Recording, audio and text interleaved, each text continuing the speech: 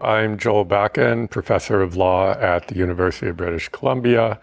In terms of my background, it's not that exceptional in terms of people who teach law. I did a degree in psychology at Simon Fraser. I then was fortunate to get a Rhodes Scholarship, so that took me to Oxford, and that's where I studied law for my first degree. I then went to Dalhousie to get a Canadian law degree, and I then clerked at the Supreme Court of Canada for Chief Justice Dickson. After that, went to the Harvard Law School to get a graduate degree, and then I practiced for a little while. I articled in Toronto, and then went into teaching. Started at the Osgoode Hall Law School, and ended up here. So your parents were psychologists. Yeah. What was that experience like for you? Did that sort of shape your worldview? You obviously took psychology early on. How did that sort of come about for you, and how did that impact you? Yeah, I came from a family of psychologists. My parents were, my father's brother, my uncle was. He taught at the University of Chicago and then at York University. His wife, my aunt, was a philosopher. Their kids were all sort of academics.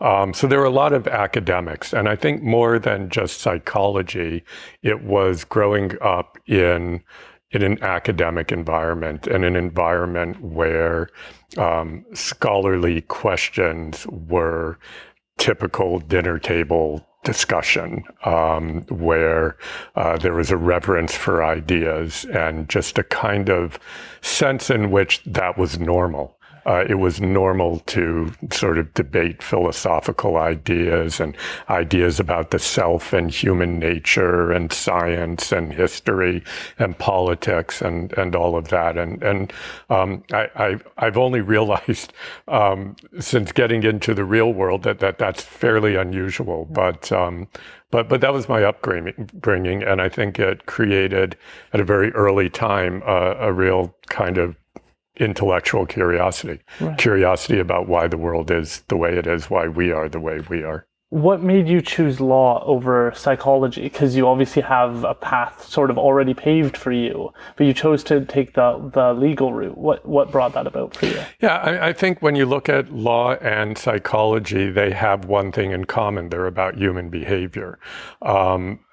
That is what drew me to psychology and ultimately to law, was a question of why people are the way they are, why they do what they do, why they feel what they feel. And I guess I was frustrated studying psychology. I kind of focused on the brain sciences, the more biological side of psychology. And I was frustrated with what I felt was a kind of disciplinary boundary, that what you were really interested in was how the things happening in the brain affected your behavior and determined your behavior. And there was never really a questioning, at least in the kinds of courses I did, about how the brain was shaped by what was going on outside. Right. It was less about that. And I became more interested in that. And that's really what law is about. Law is the outside. Law is an institution that's all about trying to shape human behavior, with incentives, with coercion, with rules, with principles. So all of these things are about shaping behavior. And also, I was always very concerned about social justice issues. And law, of course, was about that too. So law was about trying to create a world, trying to promote behavior that aligned with principles of justice, and in particular of social justice, and creating a society that sort of promoted that at its best. That's what law is, and that's what drew me to it. Interesting. So you went to Harvard for your LLM. What was that experience like? Was it what people might imagine it to be. It's an intimidating idea for so many to consider going to something like Harvard Law School. What was that experience like for you? Yeah, I mean, I was well prepared for intimidation by my experience at Oxford. So in that, all of a sudden, you're among people that are incredibly smart, and it's easy to feel that, you're the one who isn't, that you're the imposter, that you're the one who isn't as knowledgeable, doesn't have as sharp an analytical mind. And so I learned at Oxford to actually put those feelings away. I learned to deal with them, to manage them, to understand, to in effect feel proud of myself and not feel like an imposter and feel like I could play in that league. And so I went to Harvard. It was really just kind of a repeat of that. And I think my experience at Harvard was maybe a little bit different in the sense that I had clerked at the Supreme Court. I had done a lot of law. I had done law at Oxford. I'd done law at Dalhousie. I had a lot of law and very intense places of studying law. And I had become not cynical, but a little bit skeptical of the relationship between law and justice. That is what my experience had led me to. In fact, I'd been taught in law school that there were two different things. And so I really became interested in that problem.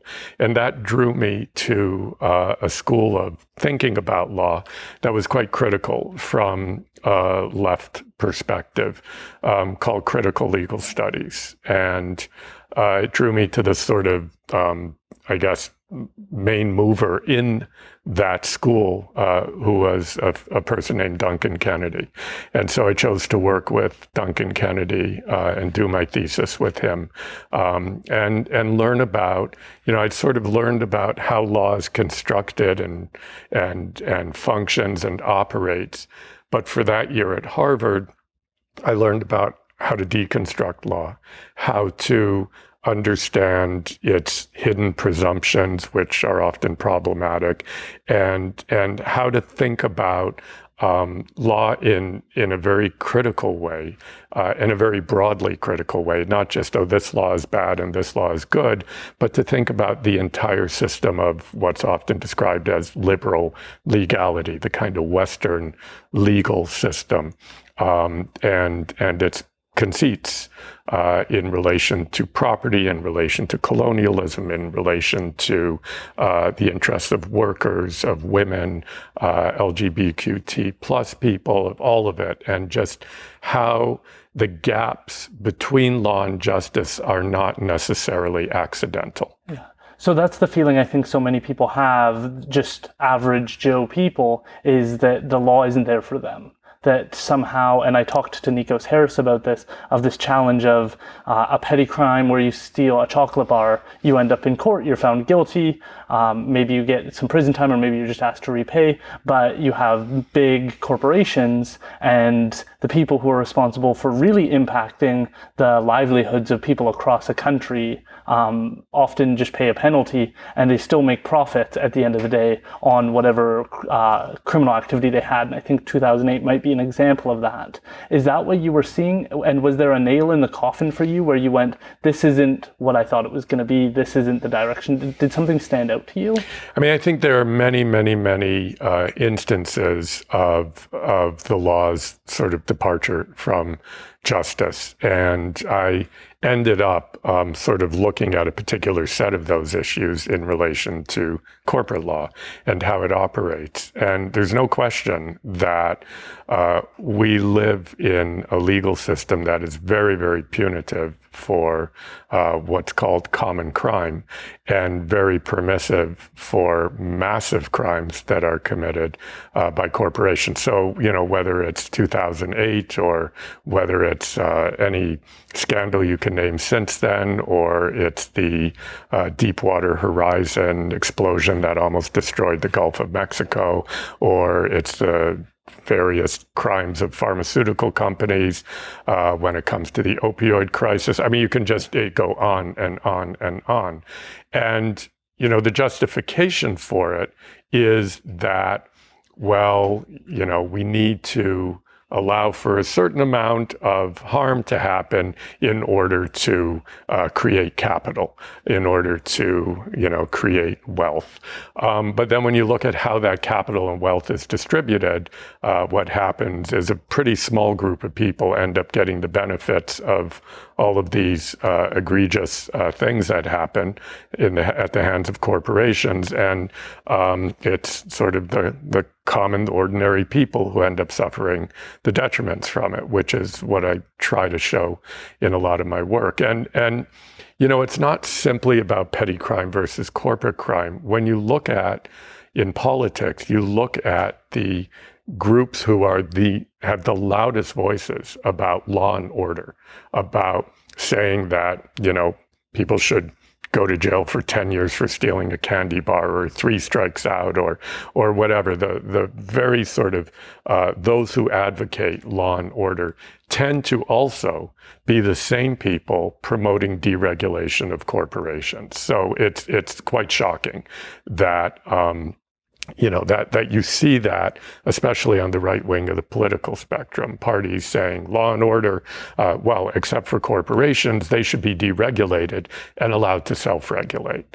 And it's that kind of contradiction that I'm interested in my work. When did that come about for you? And was this unpopular at the time? Obviously, since your first movie, the idea that corporations are flawed started to really take hold, and people really started to think about what we had to do in order to have all the luxuries we have.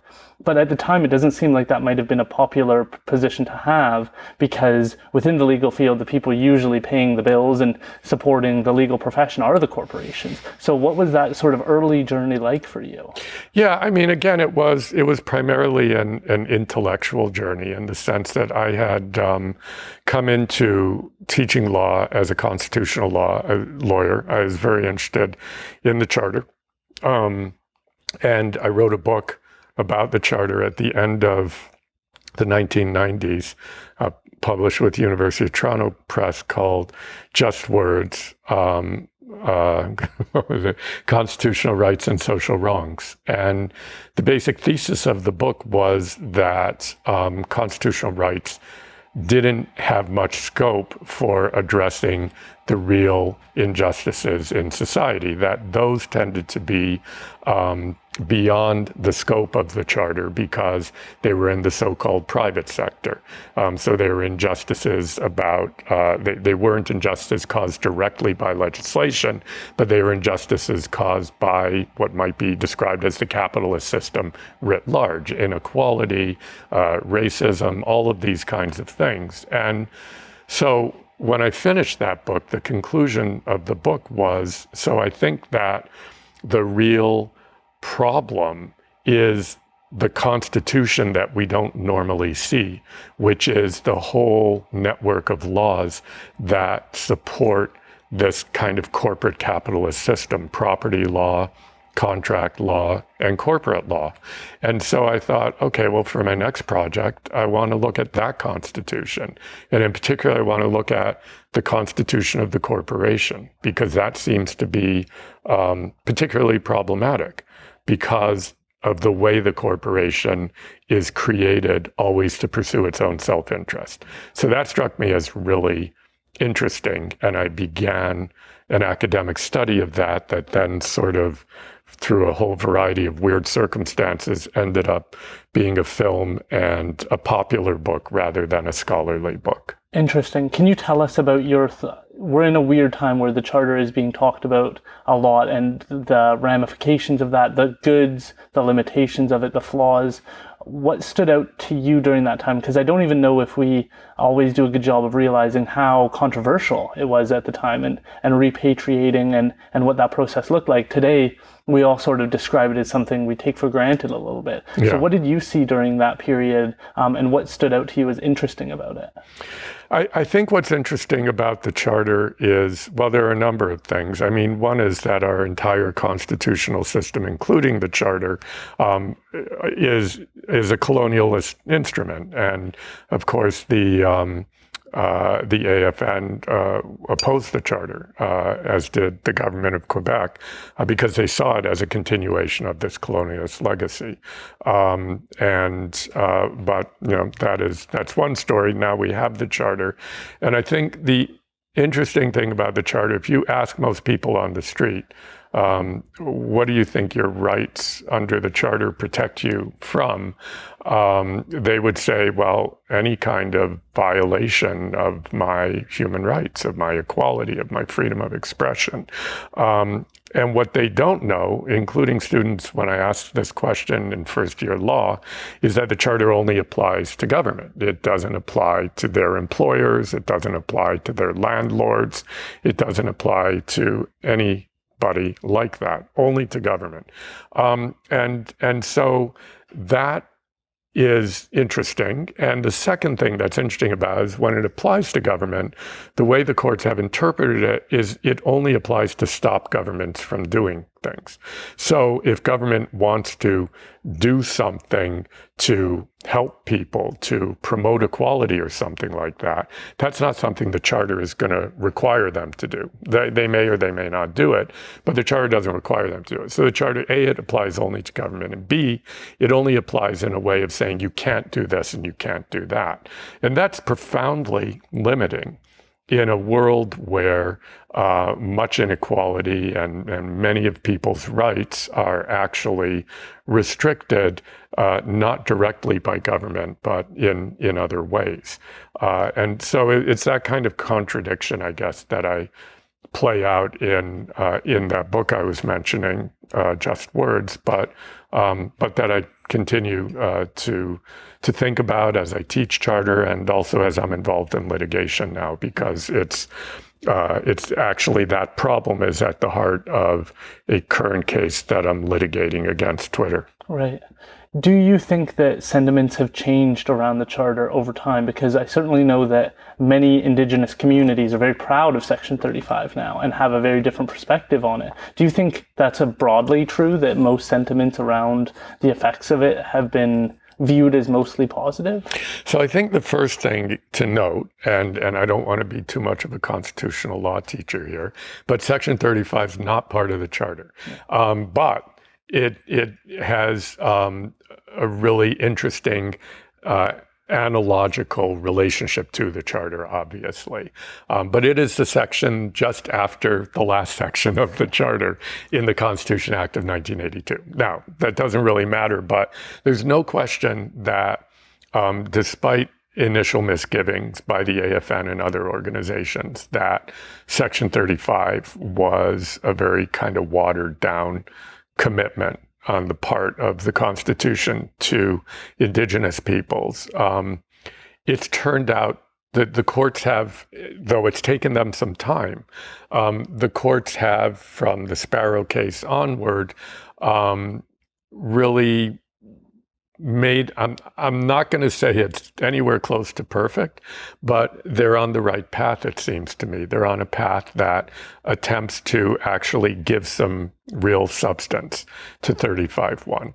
I mean, the language of 35.1, recognized and affirmed, is arguably very weak language. It doesn't necessarily guarantee. It just recognizes and affirms. And I think what the courts have done is they've sort of resisted the temptation, perhaps, by a dominant colonial institution to simply say, well, look, it's just recognized and affirmed, so it doesn't really do much. They've actually said, no, this section does something.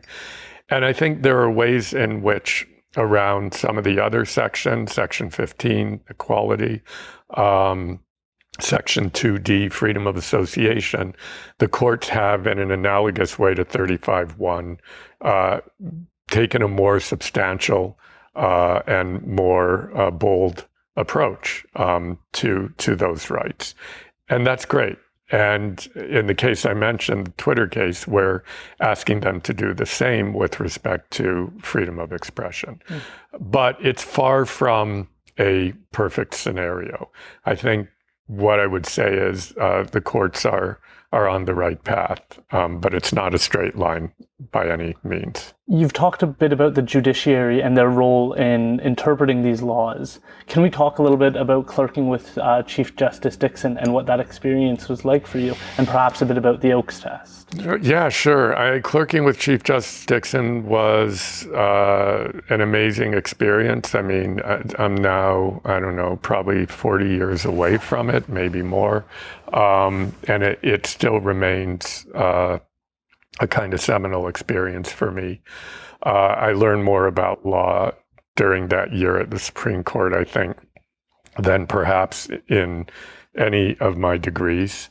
And I can't say enough, I can't be affectionate enough about Chief Justice himself, Brian Dixon. He was just a really great person, and a great mind and a great heart and a great soul.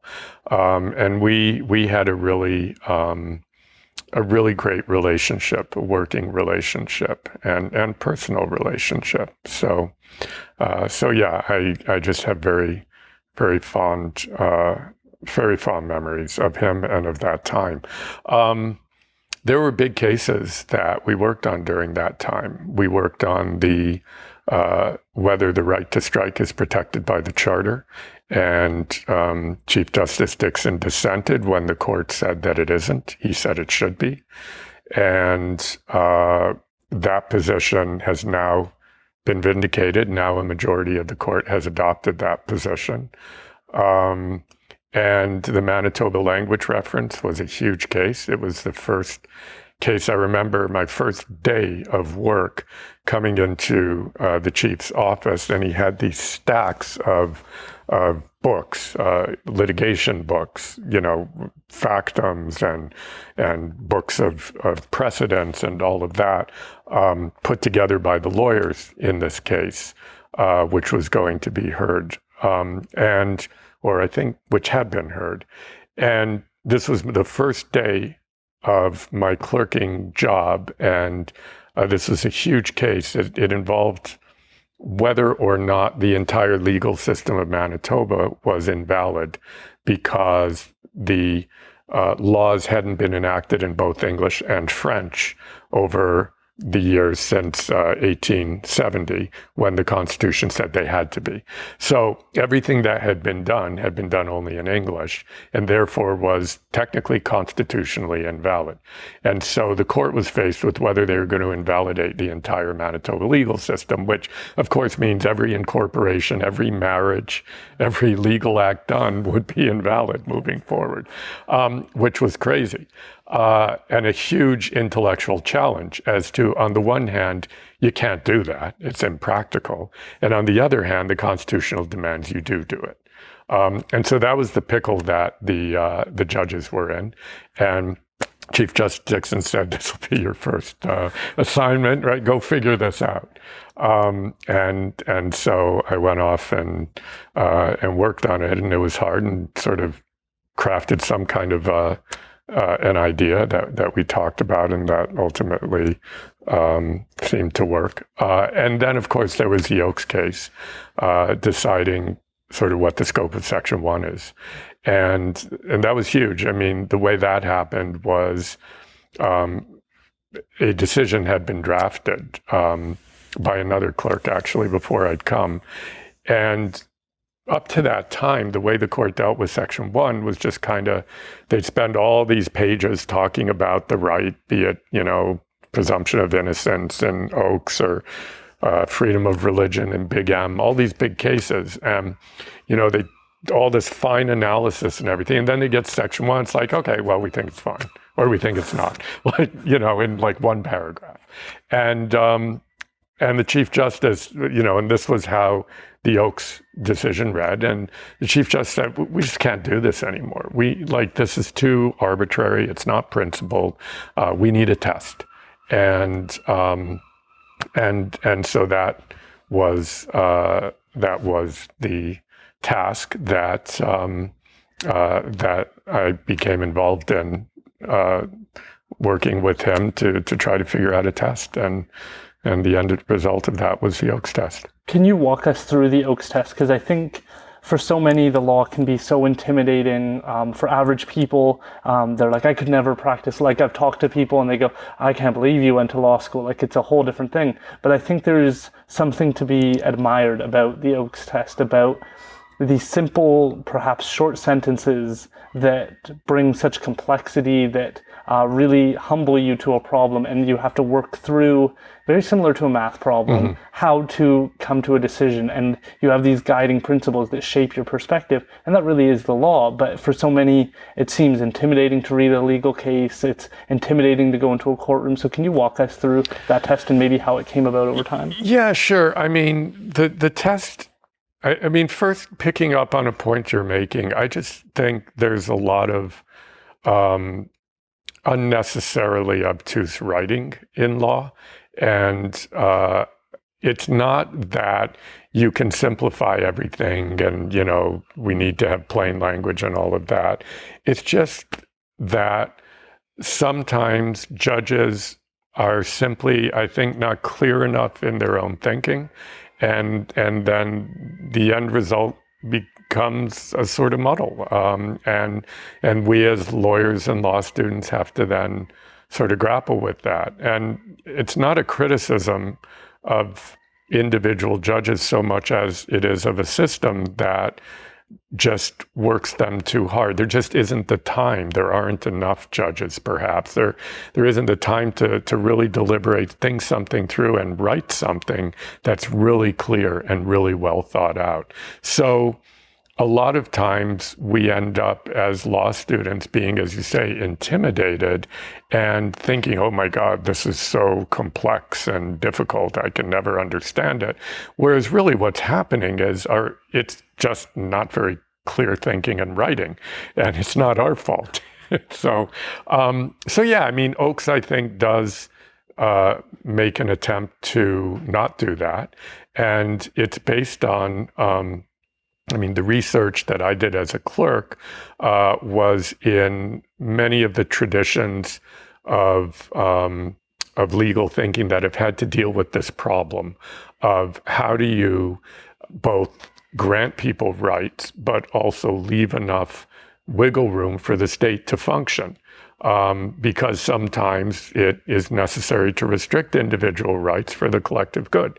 So this is a problem that, philosophers have been grappling with and lawyers have been grappling with forever, and politicians and politics. And, it's all about where do we find the right balance between respecting individual autonomy and enabling individual autonomy and promoting collective goods that enable good lives for everybody. These are problems that we can't avoid of any organized society.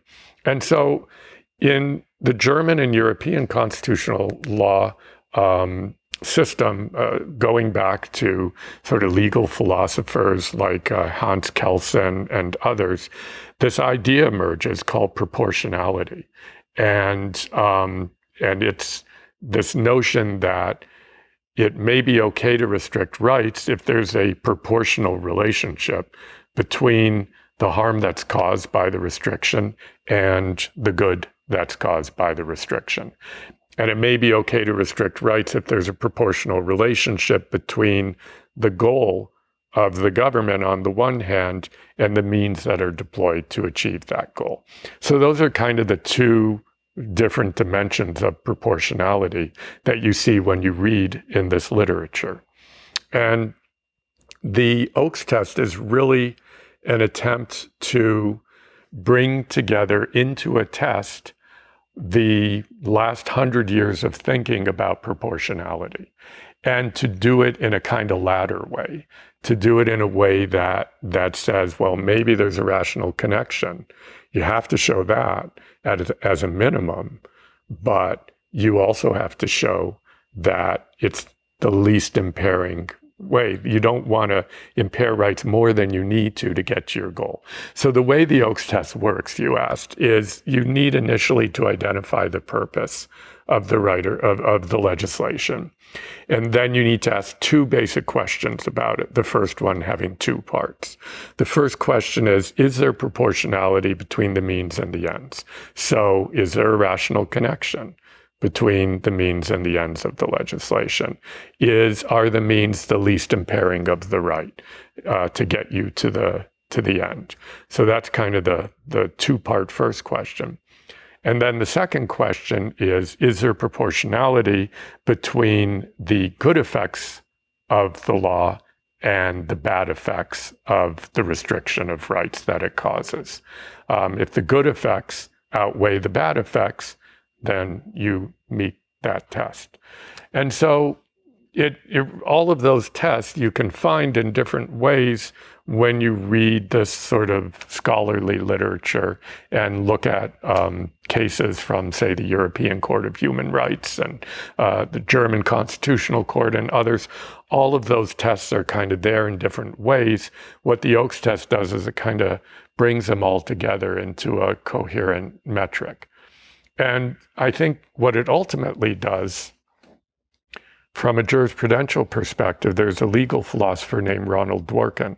And what he says is that there's no such thing as a right answer in law when you have hard cases. In other words, difficult cases, you have, counsel on one side arguing X, counsel on the other side arguing Y. You're in an appellate court or an apex court. They're both good arguments. There isn't any kind of metaphysically right answer. So the best you can hope for, says Ronald Dworkin, is that judges make decisions in a principled way. And the best way to ensure they're principled is to give them sort of rational rules and principles and tests that will ensure that their mind doesn't simply go, I'm just going to decide this because this is what I think. So to take them into a principled psychological frame. And to me, that's what the Oakes test does, is it requires you to seriously address these questions: rational connection, minimal impairment, deleterious effects versus salutary effects. What is the purpose of the law? It doesn't mean that your own subjective views aren't going to shape your analysis, but it does mean that if you go through all those gauntlets, you're going to be in a kind of principled frame of mind, a principled analytical frame of mind, not simply saying, well, I think this is good and that's bad. I want to say confidently that one of the examples is drinking and driving traffic stops was one of the examples that maybe people can kind of integrate and see this play out, where there is a really good argument that drinking and driving causes a lot of consequences for people. Innocent people die as a consequence. And so while it may be an infringement to stop random people and have everybody kind of answer a few questions or check their driver's license, the benefits of that far outweigh, because then we're not losing people and people who are doing dangerous things. Like, I truly believe that if we reinvented the car today and all of a sudden we had cars, we wouldn't let most people drive it because of how incredibly dangerous it is on almost all metrics. And so kind of understanding how that impacts people and then having them not have all their faculties while operating basically a bullet on the road is a really good example of where that kind of plays out. Absolutely. I mean, I think there are many examples that we've encountered during the pandemic in terms of masking requirements, vaccine requirements for employees. I mean, all kinds of quarantine requirements, provinces not letting people in. we've had all kinds of instances of quite profound restrictions on people's liberty for the sake of the collective good, of some scientifically based argument that if we do that, everybody will be better. Even though you may want to not wear a mask, we're going to require you to wear a mask, or you may want to go around while you have COVID, we're going to require you to quarantine. We've really tested our sort of sensibility as a society around these kind of individual versus collective conflicts. And I don't know that we've done very well when you look at, some of the occupation of Ottawa by truckers and sort of these anti-masking mandates and all this. It's caused a lot of friction. And as a society, I would say we have maybe, a C minus in terms of being able to see these larger issues of collective good and the need for sometimes restricting individual freedom. Interesting. The only, I guess, challenge I would have to that is that Justin Trudeau, before he put in any mandate, said that this would be a very divisive issue if he were to push forward on it. And then we've seen that kind of divide. But moving away from that, I'm interested in your thoughts on the United States doesn't really have a similar sort of Oakes test, and they seem to really take two hard-lined positions. So I'm interested in your thoughts on whether or not the Oakes test is maybe able to depoliticize issues for us where there are infringements, but since they're justified, it doesn't allow people on two extremes to kind of maybe go to war with each other. I mean, I think the Oakes test reflects a very sort of Canadian sensibility. We've never taken an absolutist approach to rights in the way that the United States has. And in the United States, you see that absolutist approach in, different domains, and freedom of expression, for example. Hate speech restrictions aren't permitted. Restrictions on discriminatory, misogynist speech aren't permitted. When you look at gun laws, there are no, in Canada, we would deal with those under Section 1. If we had something like the Second Amendment's protection to bear arms, we would deal with it under Section 1. And we'd say, well, yeah, true, you have that right, but we have to balance it against the collective good. And so I think, the Section 1 is a reflection of the fact we're in Canada. And Oakes simply plays out the sort of balance that Section 1 constructs. Section 1 says that these rights are guaranteed subject to reasonable limits prescribed by law, demonstrably justified in a free and democratic society. And that gives invitation to judges to say, yeah, you have that right, but. And Section 33 furthers that by allowing governments to override the Charter altogether. So, we are, I think, a system that pays much more regard to collective notions than the United States does, and to restrictions on individual rights in the name of collective goods. And Section 1 reflects that, and Oakes reflects that. Another question, just before we move on from your work with Justice Dixon, is that you see in the United States, most people seem to know who's on their Supreme Court. And they also, I think to their detriment, know their political leanings and biases.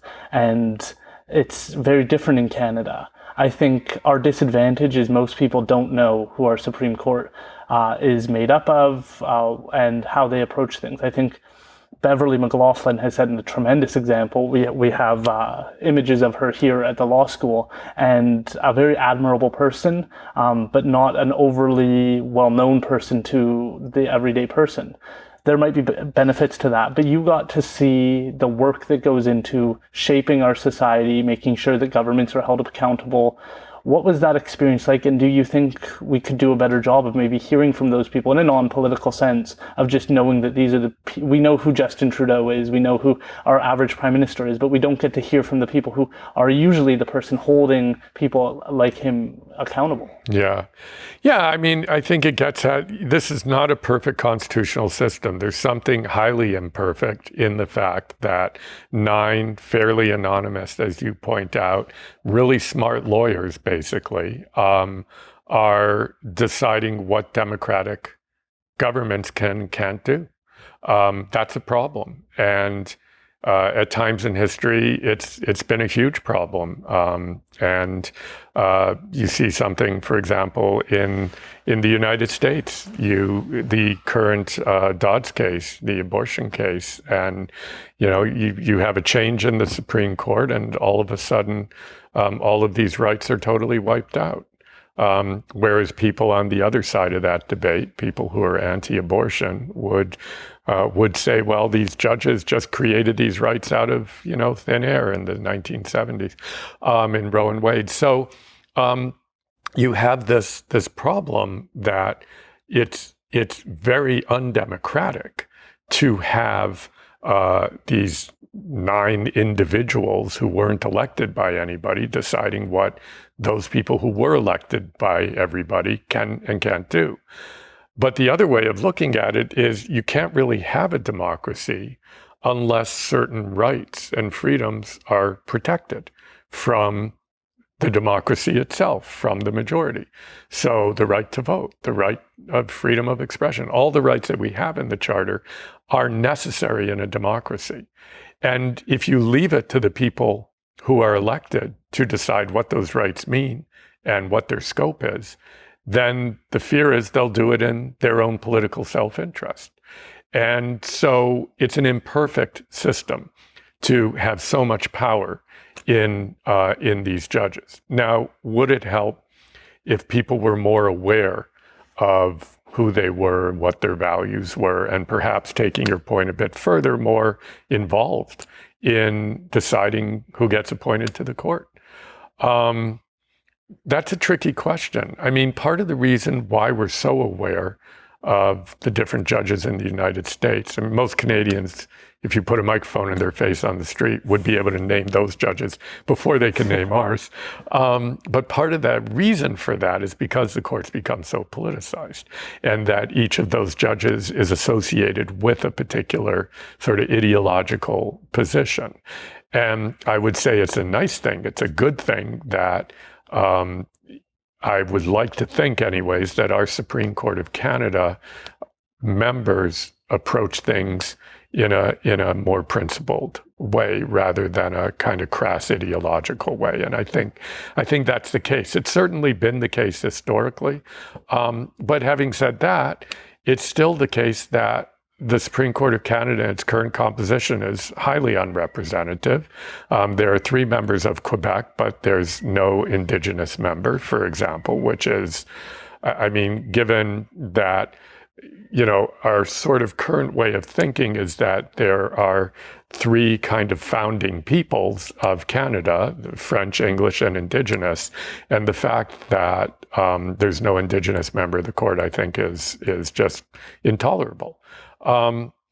But even if there were, that 1 or 2 or even 3 Indigenous members don't necessarily represent all Indigenous people, just like the French Quebec judges don't represent all Quebec people. And so there are real problems. And I've written about this. I've been quite critical about this. But it's hard to think about how to get out of that, at least without radically sort of restructuring our Constitution. So when you're in the court, the judges definitely feel the weight of that responsibility. At least that was my experience. And certainly with Chief Justice Dixon, that it was felt very viscerally and all the time that this was a very large responsibility. And along with that we shouldn't undo the decisions that have been determined democratically unless there are very good reasons. And along with that, there was a real kind of social democratic bent to, and there continues to be to the court, a willingness to allow government to restrict the rights of the powerful in order to serve the interests of those without power. And that's been a theme of the Supreme Court and continues to be. I'm saying all this with some concern that our court is becoming a little bit more politicized, a little bit more in the sort of mold of the U.S. court, a sort of conservative disposition. There does seem to be a very quiet shift underway, which needs to be observed. Can you say more on that? Do you think that part of that change is because Beverly McLaughlin has stepped? What do you think the cause is? I think it partly is a result of certain appointments that were made by Prime Minister Harper. I don't want to name names or anything, but I'm sure that the judges I'm thinking of are not unprincipled. It's just their principles tend to be of a more conservative cast in a way that we haven't seen so much during the charter era. One of the big fears is always that we follow after the United States and we're just 10 years behind them, mandatory minimums being, I think, a really obvious example of that. Is that the sense you might be starting to feel? Is that perhaps a more liberal government is going to try and put people on who are going to have more liberal and then we're going to have more of that sort of representation or move in more obvious politics? I think it's larger than that. I think that we are in the West, moving in the direction of a kind of, I hesitate to use the word populist because I think that word is wrongly used, but a kind of quasi-authoritarian right-wingism that is packaged and sold as populist. The Italian prime minister just resigned. The most likely government that will be elected in September in Italy will be of that cast. We've got Hungary, we've got Putin, we had Trump. We just see, we have Brazil. We just see things that we wouldn't have seen 15, 20 years ago. Governments that are kind of illiberal, questioning the basic sort of constitutional norms of liberal legality and being much more arbitrary and personal in their exercise of power. And that's kind of what unites these movements, the Le Pen in France, to some extent even Boris Johnson's conservative government in the UK, though a muted version of it. And so this is new. And I think that it's creating a new kind of zeitgeist that inevitably is going to be reflected in not only governments, but also in the judges that they appoint, and just in a kind of broader sort of ideological sensibility, which inevitably affects legal sensibility. Right.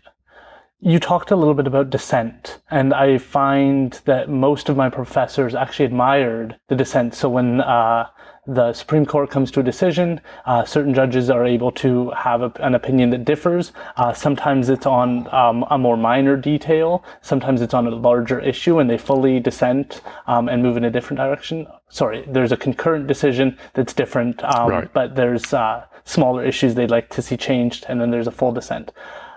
I felt like, from my experience, that was somewhat missing from the debates I imagined we were going to have. When people told me to go to law school, they're like, you love to debate, you love to disagree, you should go to law school. That seemed like the part I was surprised to not see more of, which is two people sitting downstairs and them just going back and forth based on policy or some sort of grounded arguments, but like a real energy of just like, we don't have to agree and we can just debate back and forth. I think it's more formalized, obviously, in moot courts, Yeah. but being able to have just topics of like, is this good or bad? Nikos Harris touched on that as well, where he used to have to calm people down and say, sit back down in your chairs, let's just do this all very civilly before cell phones came about and before laptops became commonplace. Right. You obviously attended school prior to laptops and cell phones being very common. What has the change you've seen been like within the law school setting over the years? What have you kind of seen develop? Because then you come to Peter A. Allard School of Law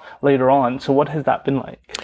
You know, I don't think that legal education has changed fundamentally for a very long time. I mean, the curriculum we teach in first year would not be surprising to somebody who showed up from the late 19th century at a major law school. And so on the one hand, it's been quite conservative. On the other, you know, we've introduced at least in a kind of in a kind of proclamational way that we care about social context, that we care about diversity, that we're going to bring all of these discussions into our discussion of the law. But it's often the case that even those discussions become formalized and not sort of subjects for debate, but simply here are the norms, and now we're going to learn them. And so I think that the reason for that has in part to do with the fact that we straddle being a trade school and being an intellectual experience. And often the trade school side wins out. And what the trade school side says is you have to know the law. You have to learn the law and then be presented with a hypothetical on a 3-hour exam and be able to apply it. Well, in that trajectory, you don't want to know anything about the dissents because they're not law. They don't count. And so from a purely practical perspective, they're useless. They're a waste of time. If you quote a dissent in your answer on a law exam to a hypothetical, you will lose marks because your professor will say, but that's not the law, it's a dissent. And so from a trade school perspective, all of that's useless. Debate is useless to some extent. You simply have to learn what the law is and then learn how to argue within that. From an intellectual perspective, it's exactly the opposite. From an intellectual perspective, I want to truly understand the Justice McLaughlin's dissent versus Chief Justice Dixon's majority opinion in the Keegstra case. It's a fascinating case about hate literature. And here you have these two legal titans, you know, battling it out. Dixon saying we should be able to restrict hate literature. The government should be able to do that. McLaughlin saying the government shouldn't. Each of them writing brilliant judgments, sort of chock full of philosophical debate and examples and counterexamples. You know, I would want to teach a whole course on just that debate between Dixon and McLaughlin from an intellectual perspective. From a legal perspective, McLaughlin's dissent is meaningless because it doesn't count as law. And so we're always sort of straddling those two things. Now, I think over the years, it's arguable that we've moved more in the direction of the intellectual side. I mean, if you go back to the late 19th century or even my education at Oxford in the 1980s, it was just learn the law. You know, just learn the law. And to the extent you have intellectual questions, they're intellectual questions within the law. They're not intellectual questions about the law, about what it should be, or they're simply, you know, what does this case mean? Does it mean this or does it mean that? We can debate that. But we can't debate outside of that frame. I think it's fair to say that there's now more license to get into sort of deeper debates about what the law should be, about law, not just within law, in the classroom. But there's license. Some profs do it, some don't, some do it a little, some do it a lot. And so you're going to get a fairly spotty experience in law school in terms of how much of that you get. And in saying that, I'm not saying one is better than the other. I'm just saying they're different. Yeah. So what was it like to come to Allard as a professor? Were you excited? You came here with your late wife. What was that experience like to come here and to try and share your passion with others? Well, to be very, very honest and frank, Allard has, and this is probably a controversial view among my colleagues, but Allard has changed radically from the time that I came here with Marley. I was at Osgood, and Osgood was a very sort of very oriented to the intellectual side that I've been describing, very much about critical approaches to law, feminist approaches to law, even Marxist approaches to law. So that was what Osgood was about. And it was more about that at the time than I think any other law school in North America. So that's where I started teaching. And that was kind of my experience of a law school. Did you like that experience? I loved that. Okay. Yeah, I loved it. I mean, because that's what I've always, as I was saying at the start, I have always been drawn to law as an intellectual kind of discipline. So that was fantastic, and I was sad to leave. And when I came to UBC was, I think, at a different point in its evolution. It was more oriented towards the practice side of things. There were great people here, great scholars, but it seemed to me that they didn't define the ethos of the place as a whole, whereas at Osgood, that was the ethos. Here, the ethos was much more practice-oriented when I arrived.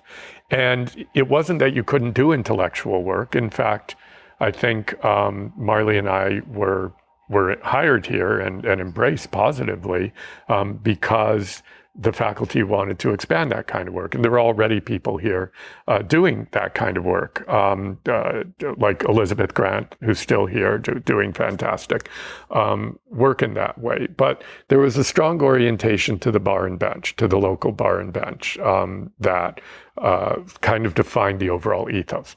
That has changed.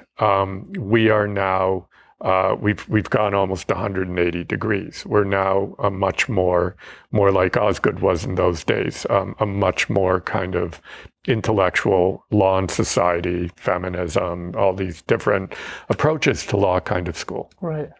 And so what was that kind of journey like? Have you enjoyed that changeover? Were you a part of that changeover? Yeah, I mean, I was.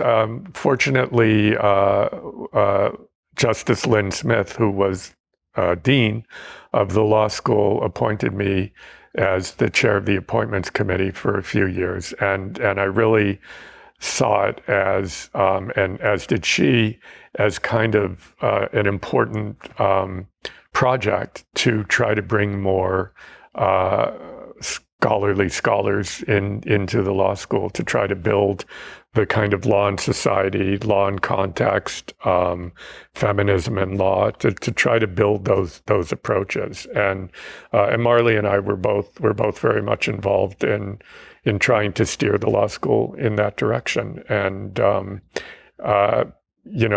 critical mass sort of developed maybe 10 or 15 years ago, and we haven't really looked back. It's now a very energized place intellectually.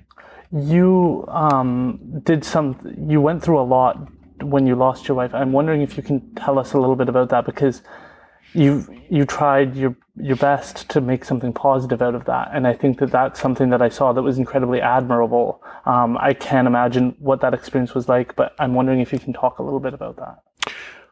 Well, it's an unimaginable experience, especially when you have a young child who's going through that and who you can't help but empathize with. Mayim, our son, was 3 when Marley got sick, and 5 when she passed away. And it's just it's impossible to put into words what it is to lose somebody you love and to lose the mother of your child. But both Mayim and I, we became very close through that, obviously, and supported each other, even though he was just like 3 and 4 years old. My ability to get through it was because of him and his embrace of life, his passion for life, which, and he just graduated from U of T Law. So, oh, wow. Yeah. That's amazing. I mean, he just yesterday wrote his bar exam in Ontario. So, yeah, very, very proud of him. And, and a year or so later, I met Rebecca, and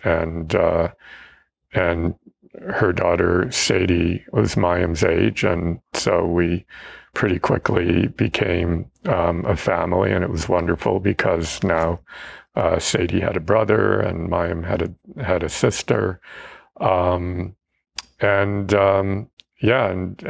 Rebecca is a musician and singer and film and TV actor, and so we have a lot of work that we do together. We play music together, and Mayim actually is a really great drummer, and so we have an album out there where he's on drums and Rebecca's singing and I'm on guitar, and we have a bass player. Was that when your passion for music really started to take off? Because you do share your music. Your website has a very humorous thing that if Donald Trump is going to go out there and speak, then I'm going to share my voice with the world.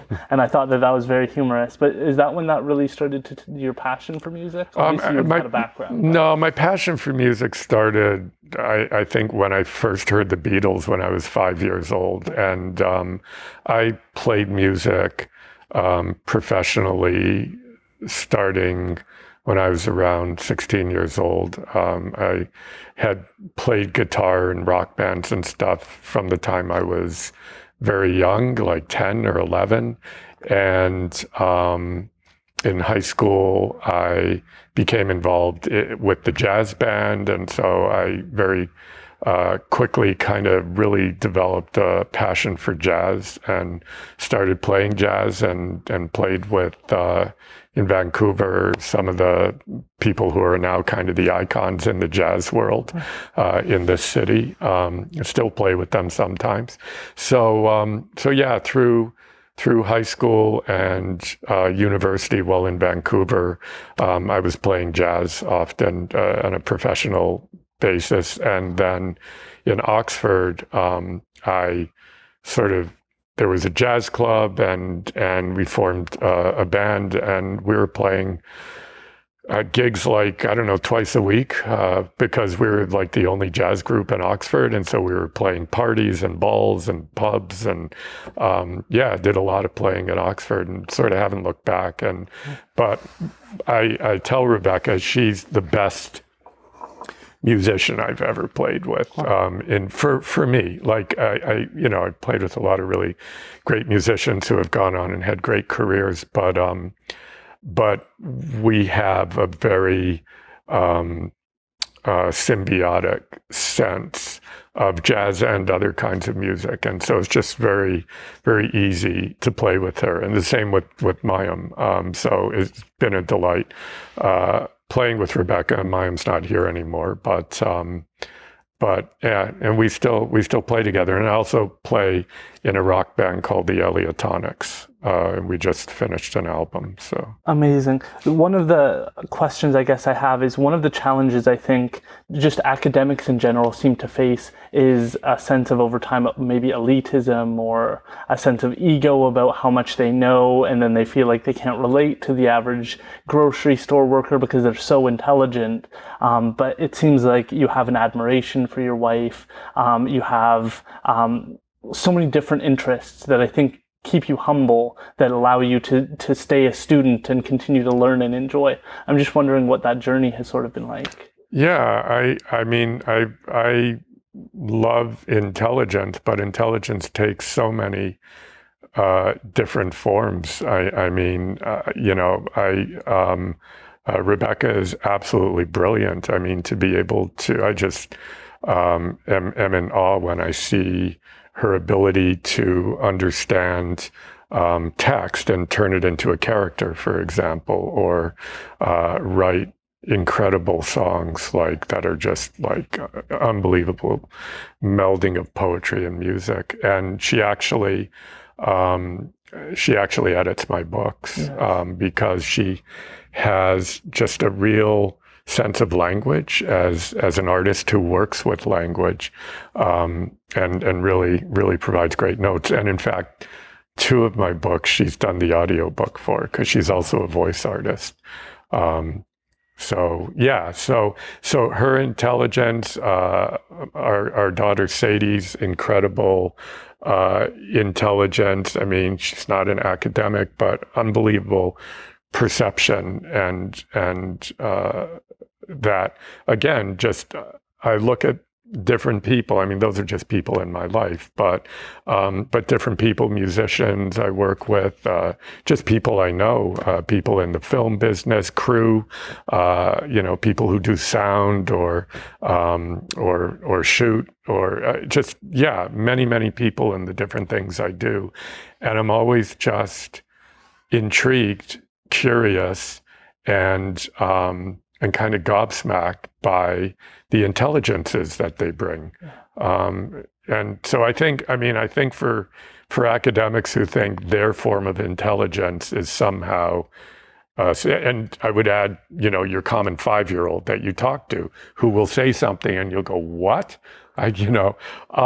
So I think academics who think that somehow there's a hierarchy of intelligence and knowledge, and that they inhabit the sort of Platonic heights of intelligence, I feel sorry for them. Not only, can you criticize them for being elitist or snobs or whatever, but I feel sorry because they're missing out on so much in life, so much beauty. Absolutely. I couldn't agree more. I think the one that I always saw was the academics thinking that they don't need to exercise or stay fit because their brain is their bread and butter, so they don't need to do that.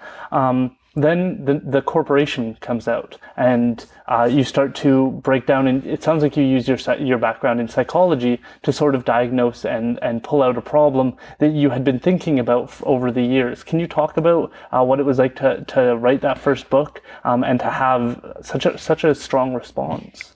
Yeah, I mean, I have been thinking about it for years because having done psychology, and learned about personality disorders, in particular sociopaths and psychopaths. And the basic sort of nub of that was an inability to have concern for other people, to feel responsible to other people, to feel to care about other people, to care about anything but your own sort of debased, often self-interest. And that was psychology. And then when I was studying corporate law in law school at Dalhousie, actually, we learned about the best interests of the corporation principle. And the fundamental principle is that directors and managers have to always make decisions in the best interests of the corporation in terms of the corporation's self-interest. So that's interesting, because the corporation is a person. You also learn that in corporate law. It's an artificial person. And its personality is that it always has to act out of self-interest, not allowed to be concerned about others. And I thought, bingo, that's a psychopath. That is the person I learned about in psychology as a psychopath. So that was an idea that was just kind of kicking around for a long time. It was like one of those ideas that you have and you just think, okay, that's interesting. And it sticks, but I never thought I'd really write about it. But then I began working on this corporation project. And for the reasons I talked about before, I'd finished Just Words and concluded that the real constitutional issue was the constitution of the economy, and the corporation was a part of that. So I'm looking at the corporation academically.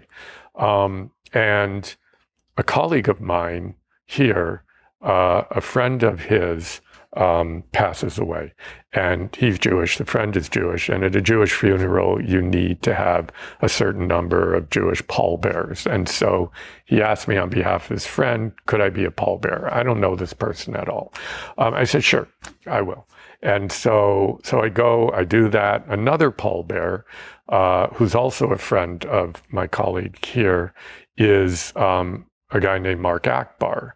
And he's a filmmaker, and he had made the film about Noam Chomsky, Manufacturing Consent, Noam Chomsky and the Media.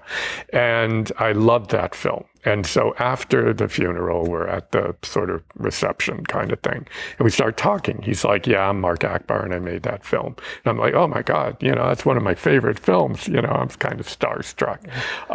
And he's like, well, what are you doing? And I'm like, well, I'm writing this book, about the corporation, an academic, and here's my thesis. And he's like, wow, that would, I was thinking of my next documentary is going to be about globalization. Like, we should talk.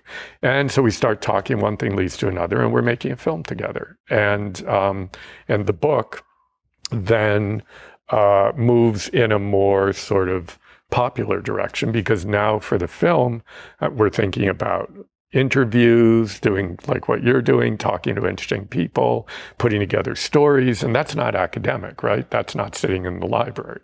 And so I'm thinking, okay, well, maybe this book can be a more kind of popular kind of nonfiction book. And so I start working on the book and film together. And then the idea comes back from when I was sitting in corporate law. Well, that's an interesting idea. If this is going to be like, we need a hook, for this kind of more popular non-academic thing, that psychopath idea might be it. And so, yeah. That's really interesting to me, because when you talk about, I had Elder Eddie Gardner on, and one of his comments that stood out to me was that, yes, we have corporations with personhood, but they lack a soul. Yeah. That they lack a sense of heart or a sense of emotion towards what they're doing. And that seems to be a really big shift that, as you described, we don't find in nature. Even with indigenous economies, it's between people, and there is no separate legal entity that can avoid responsibility. And so we have years of, I find it really interesting that we had contracts that you'd pass on through generations, which would be terrible for those indigenous people, for certain indigenous people, because they would have, like, maybe their grandfather made a bad deal, and then they're stuck with it. They're stuck with the bill, and we don't have that anymore. So benefit, but downside, we now have these legal entities that aren't designed to care for people. But I have Camden Hutchison in my head saying, but they're shareholders, and they're the soul behind the corporation. What are your thoughts on, because the corporation can't move without a director and human beings being involved. So how do we play that out? Why is it so harmful? Yeah, I mean, the point is, if you go back to the 19th century and all of the debates about incorporation, I mean, the idea of creating this separate entity to have responsibility was very controversial. The book, Dr. Jekyll, The Strange Case of Dr. Jekyll and Mr. Hyde, a lot of literary critics see that as a metaphor for this idea of separating yourself into a body that is moral and one that's amoral, very much related to the incorporation movement in the late 19th century. And so, people were up in arms about it. They thought this was just absolutely immoral for a person to be able to invest in a company and take the benefit of that investment, but not be liable for anything. So this idea that shareholders are somehow make up for the absence of a heart and soul in the corporation is, with respect to Camden Hutchison, ridiculous. Because firstly, shareholders have virtually no operational impact on the corporation. They're not involved. They're not supposed to be involved. They go and they elect directors and managers to do their work. So, shareholders are phantoms. They are absent from what the corporation's doing. They're simply, your typical shareholder probably owns shares in thousands of corporations, mutual funds, and for them, it's just a matter of whether their stock is going up or down. They're not even close to what's happening. So then you say the managers and directors. Well, the managers and directors are people, they're human beings, they're making decisions. But again, typically, because of the corporate veil, they're not liable for those decisions. Ultimately, if things go sideways, if worker gets killed or the environment's destroyed, it's the corporation as a person that is sued, that's seen as liable, and the managers and directors just walk away. So it's very hard to talk about the actual people, whether they're shareholders, managers, or directors, giving a humanity to the corporation when the whole institutional design is to ensure that they have absolutely no responsibility for what happens when that corporation acts. And when you add to that the fact that they are beholden to the best interest principle, that they have to make decisions that are in the best interests of the company, not in the best interests of anybody else. Even if they have a heart and soul as individuals, the institution that they have to serve doesn't. It doesn't have the capacity to care about others. So it's just a very thin argument. I think the better argument is to say they have no heart and soul. They are psychopathic. What do we do about that? And there are really only two things. One is we do away with the corporate form altogether. We say it was a failed experiment. We go back to the 19th century critics who were saying it's a bad idea. And we say, you know, you were right. I think that's not going to happen. It's highly unrealistic. So the second thing we can do is say, let's acknowledge, and this is what I advocate in my work, let's acknowledge that this is a dangerous institution, but it's also a useful institution for raising money, because if I'm going to invest in a company, I don't want to be liable for what happens. And so the only way you're going to incentivize shareholders to invest their money is if you limit their liability and if you leave them out of the equation if things go wrong. And so, yes, this is a good vehicle for raising large sums of money to fund large enterprise. So we'll keep it in place, but let's not be naive about it, and let's regulate it. Let's accept that it does some good, and let's ensure that it doesn't do harm as much as possible.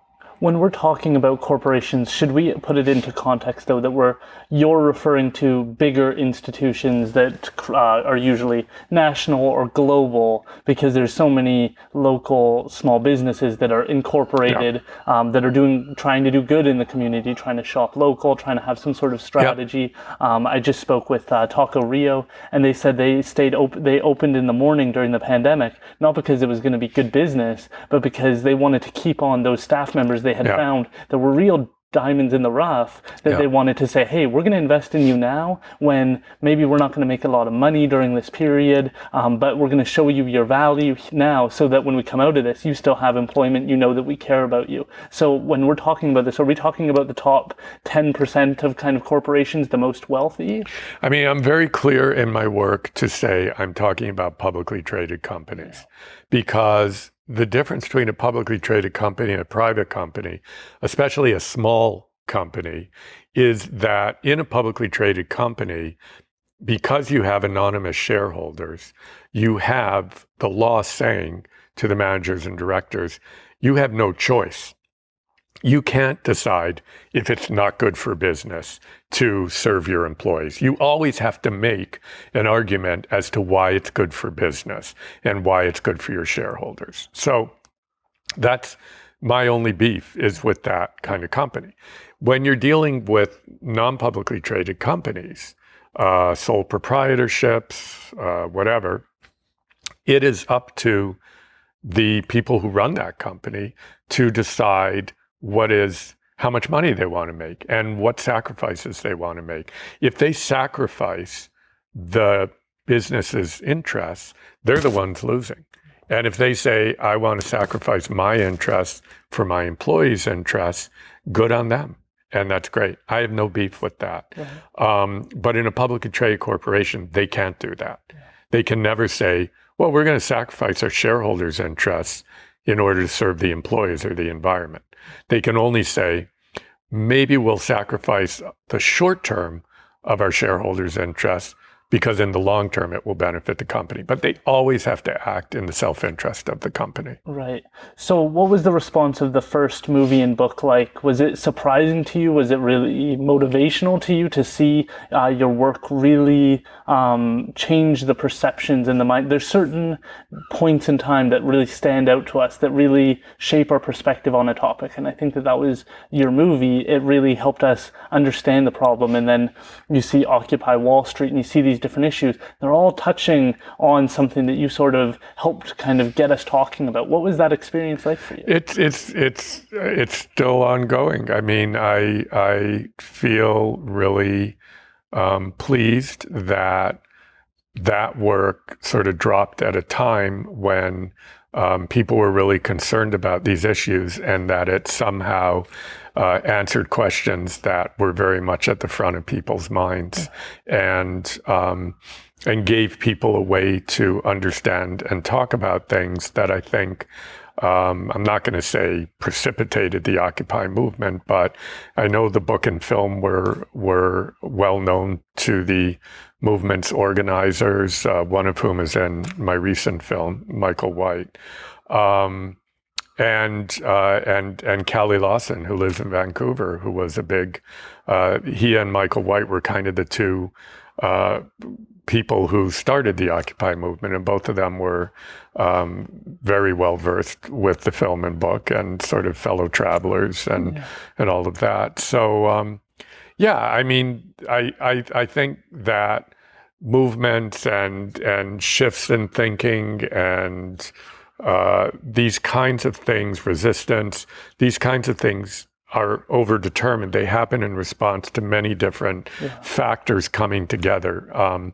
But I think the film and book were definitely one factor in that mix that led to this kind of consciousness and critique about corporations, about globalization. I think the problem is that despite that, everything that we talked about in that film and in the book got worse. Climate change, colonialism, racial and economic injustice, busting trade unions, all of that was in the film got worse after the film. And at the same time, corporations started to say that they were getting better. And they were getting bigger. They were becoming more powerful, more concentrated. And so on the one hand, I'm very gratified that the film had the reception and impact that it did. On the other, I think about that first film and book as abject failures, because the things they criticized not only didn't go away, but actually got worse.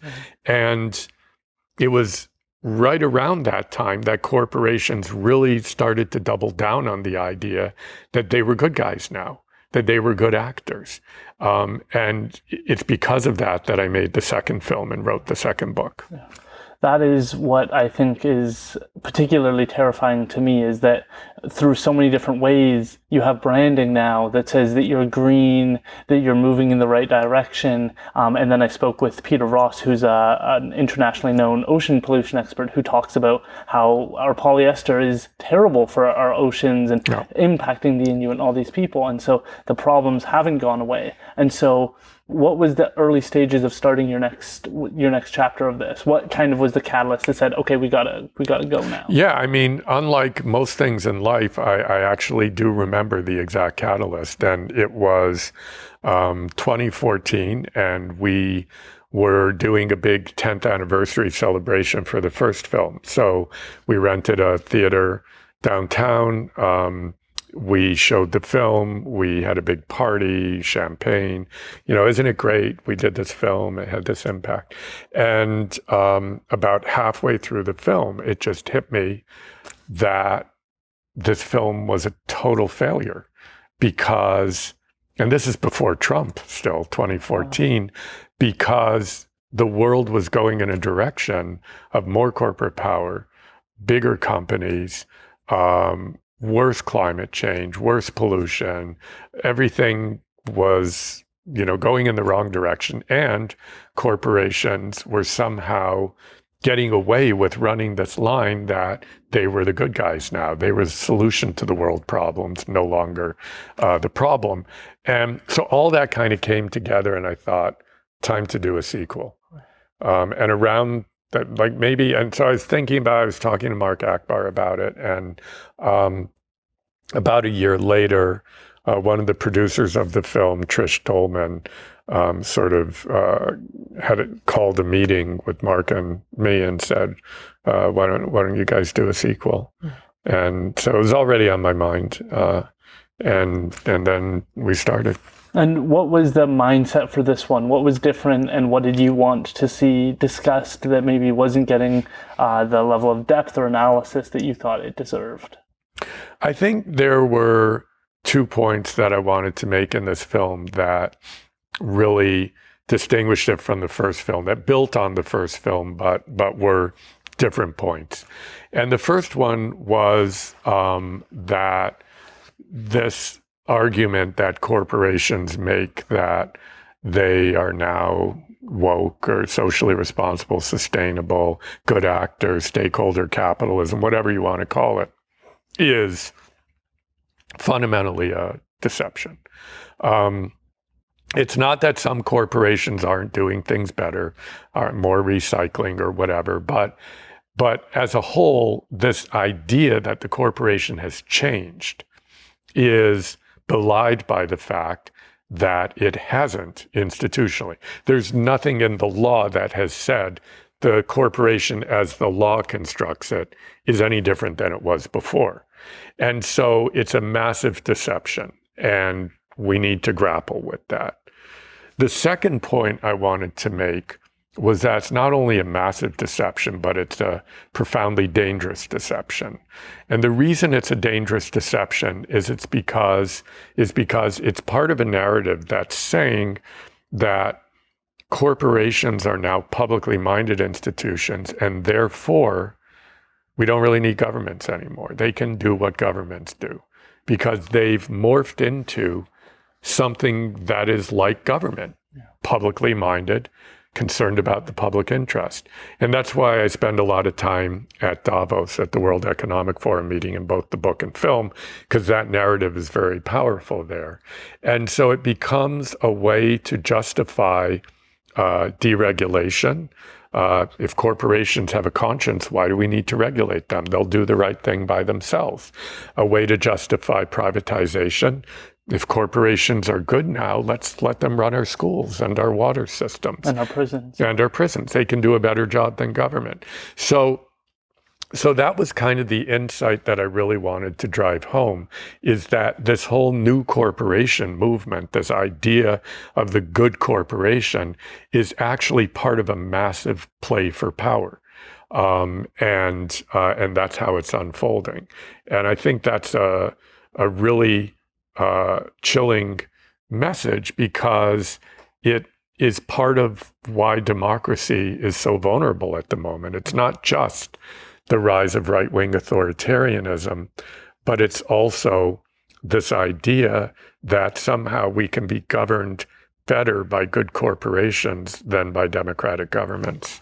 That was definitely a sentiment when we were talking about Donald Trump and the idea that he was a business person. Yeah. And he was going to bring his business acumen. And it was the same with Kevin O'Leary here in Canada. This idea that business people, they see something, they're going to be able to make profits for us and make us a richer country. But putting on interviews, I'm interested in what that experience is like for you. Is it, I heard in an interview, you were speaking with the head of the World Economic Forum. How do you conceptualize, how do you prepare for an interview like that? Because as you mentioned in another podcast, I heard you, and you were talking about how he believes in his heart, and you felt this, that he was on the right track, that he's actually acting in the best interest of other people. And so is it that you, do you go into it just wanting him to say that and then we're good to go? Or is there a part of you interview that would like him to see? Maybe like there's a Johari window that he's missing a perspective, and maybe during that interview you can kind of show him a part of him that he might be missing, or a perspective well, how do you approach those interviews? Yeah, well, you probably think about this as an interviewer yourself. I mean, my job as an interviewer is to draw out the most articulate, the most thought out, the most thoughtful, the best illustrated story from the interview subject that I can in terms of what's in their mind and in their heart and in their soul. I want to know about them. I always find it difficult in the interview chair, being an interviewer, not to debate, to engage, to try to persuade. But I resist that. I don't try to debate. I don't try to persuade. I will put pointed ideas out there, but always with the purpose not of convincing the person, but of getting them to better articulate their position against sort of a devil's advocate kind of thing. But it was probably my steepest learning curve as a filmmaker and an interviewer was to take myself out of the picture. I mean, both literally and figuratively, and really just see myself as a vehicle for getting the best out of that person. Yeah. Is there any nervousness around interviewing someone like Klaus Schwab that you're not going to, like, after the interview, he's going to be like, scrap that, never mind, I said the wrong thing, or I wouldn't have, because sometimes that's my concern, is that I'm going to ask such a pointed question that it's hard to respond, or it makes them feel uncomfortable, that they don't want to continue, or something like that runs through their mind. And so was that ever a concern where, because I know you met with him one-on-one first, I think in New York, and then you ended up being able to go to the World Economic Forum. So that's right. Was that a challenge at all? Yeah, I mean, look, there's a simple answer to that, and that is you get them to sign a waiver before the interview. Right. You didn't do that with me, but don't worry, it's fine. But that's what you do. Okay. And so it's all very legal. Yeah. And if they're unwilling to sign the waiver, you don't do the interview, because you don't, from a sort of journalistic ethics perspective, when you go into that interview, you want to be able to ask them anything, and they they can respond accordingly, or they can say no comment. But if they want to play, and they're volunteering, nobody's forcing them to do the interview, then those are the rules. And you can't do the interview without it. So, so no, I mean, I wasn't concerned about that.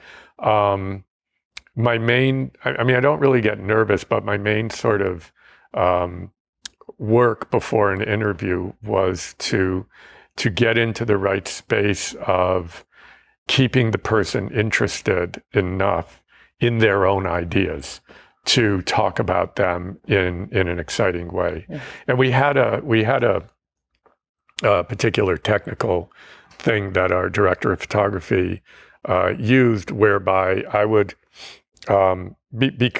be talking into a box with a mirror, and so the person would be seeing a mirrored reflection of me. And behind the mirrored reflection of me was the camera lens. And so the person was talking to me, but actually talking directly to camera. Wow. And so that's when, in both the corporation and the new corporation, people are talking directly to camera, and it creates a real intimacy with the audience. But it also creates a real ease on their part, because it's really hard to talk into a camera. Yeah. It's easier to talk to a reflection of somebody, so we're having a conversation, but then in effect they are talking into the camera. That's really interesting, just from my perspective of learning about the kind of process. What was is the term, like, the road to hell is paved with good intentions, a good example of maybe the World Economic Forum? I think it's a good intention of this whole new corporation movement that I talk about in the film and book. I think that, whether it's Jamie Dimon or whether it's Klaus Schwab or whether it's Shannon May, who's the COO of a company we criticize called Bridge International Academies, or whether it's any of these many, many, many people working in the sustainability or corporate social responsibility space, whether as consultants or as VPs in companies or whatever. I mean, it's a huge industry. I think for the most part, you're as likely to find people genuinely committed to doing good there as you are in a church or a trade union or a university or any other institution. Most people don't like going to work thinking that they're trying to trick the world.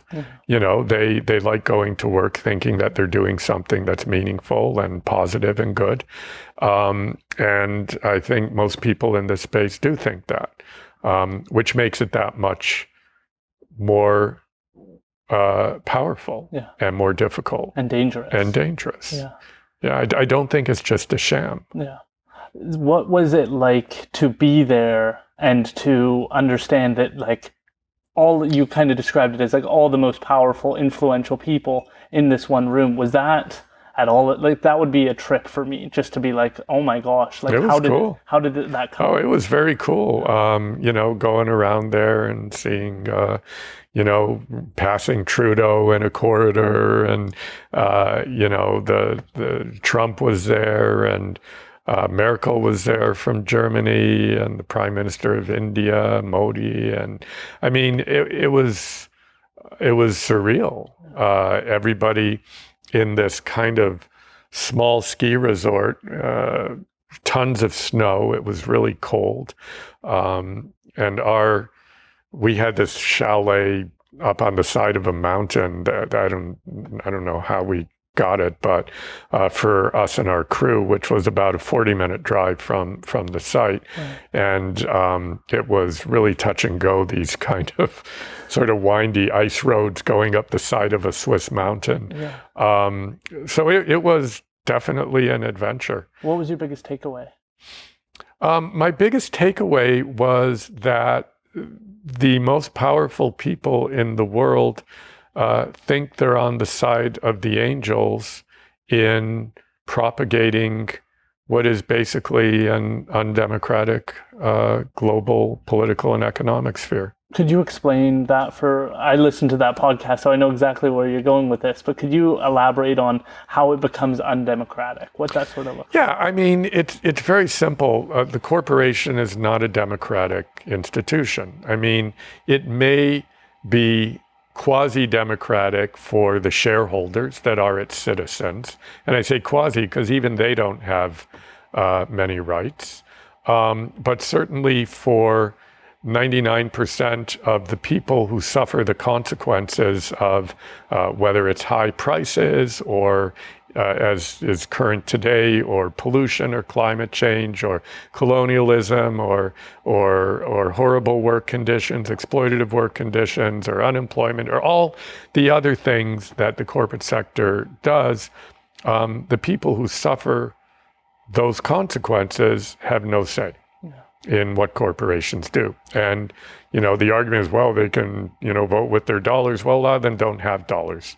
A lot of them, especially in the developing and global South, aren't consumers or in any kind of way that gives them any power. And as I argue in both my books and the latter film, consumer power is a myth. You have very little power as a consumer to truly dictate what a company is doing. Right. This idea that if you buy organic or whatever, you're going to change behavior, it's a very, very untested hypothesis, let's put it that way. So I think it's very hard to say that corporations are in any way democratically responsive. And so to the extent that they take over more and more domains that are important to us, to the extent that they operate with less and less regulation, to the extent that those things are happening, they're governing us more, and governments are governing us less. And so to that extent, if governments are supposed to be democratic institutions, and corporations aren't, to the extent corporations govern us more and governments govern us less, democracy shrinks. Democracy shrinks further as those corporations impact what supposedly democratic governments are doing.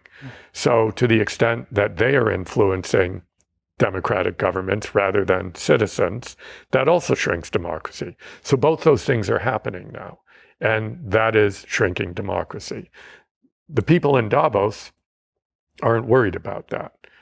The people in Davos are of the belief that benevolent corporate dictatorship is actually a better option than what they see as dysfunctional democratic governance. And, that penny drops in the film when I'm interviewing Richard Edelman in Davos, and Richard Edelman is like the sort of guru of business gurus. He's got offices here and all over. Everywhere. He's got an office in Vancouver. Yeah, he's sort of, his company really is highly, highly influential, and he's a huge advocate of corporations as good actors, and he talks about that in the film and how they're becoming better, and he says, and they are filling the voids left by government. Those are the words he uses. And he said that in the interview. And I said, well, okay. My question was, they may be filling the voids left by government, but they're not democratic. So isn't that a problem? And this is one of my interview pushbacks. I wasn't trying to convince him. I genuinely wanted to know what he thought about that. And his response to that was, I'm not much of a believer in political citizenship. I believe in the power of the marketplace. Well, political citizenship is democracy. And so that's the mindset in Davos, is I don't think they're much believers in democracy. They believe that the market, corporations, elites should be vested with more government power. And so it's kind of, if you think about the Putins of the world and, the Trumps of the world and all of that, on the one hand, you have them attacking democracy in a very frontal way, saying that we should just have sort of governments that don't have to worry about the niceties of democratic principles and just sort of exercise power in a dictatorial way. And then on the other side, you have this kind of benevolent dictatorship of corporations idea, where these people are not the same as those people. These people would be abhorrent, find abhorrent what those people are doing. But in their own way, they are also undermining democracy, because they're saying, we can rely on good corporations and markets to solve the world's problems. Did that give you chills? Or I guess part of you already knew that, but we hear and we learn in law school and maybe in life the idea that democracy is delicate and that's a nice thing to put on a bumper sticker of a car. But when you hear a person say it, and say it not in a flippant way, but in a genuine, I've bought this idea, hook, line, and sinker, does that, as somebody who believes in social justice, what was it like to hear that? Chilling. Yeah.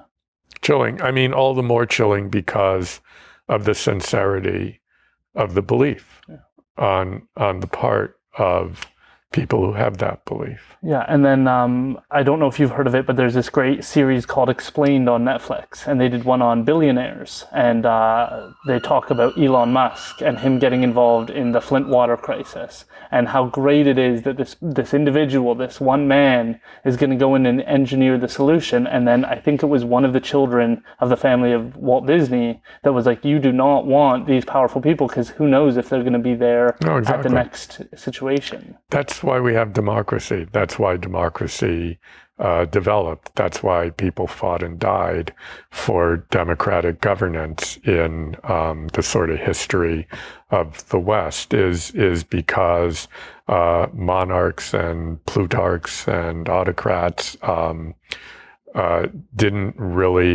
really reliable in terms of serving the needs of the people. So, I mean, democracy is highly imperfect, and certainly the history of Western democracy is not without a lot of horrors and awful things, and colonialism and wars and everything else. But going back to a system of unaccountable power, which seems to be a direction that both these camps are advocating, both the sort of Davos benevolent capitalists and the autocratic, dictatorial, right-wing so-called populists.